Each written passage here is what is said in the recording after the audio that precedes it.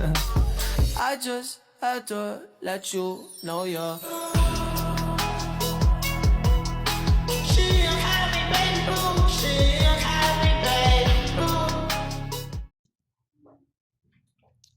Good day, sir. My name is GBB Anog, BS Scream 3B, and today I will discuss the parts and function of polygraph machine stolting. First is pneumograph.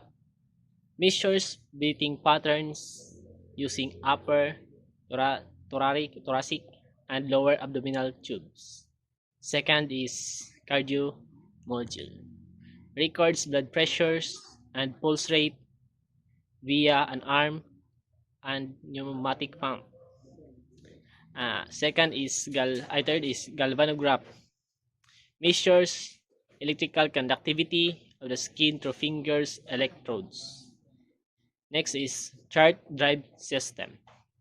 Moves paper at a constant speed, 6 to 12 inches per minute for recording. Next is raises or lowers the recording pens. And next is sensitivity centering controls. Adjust the amplitude of the tracing. And last is motion sensor.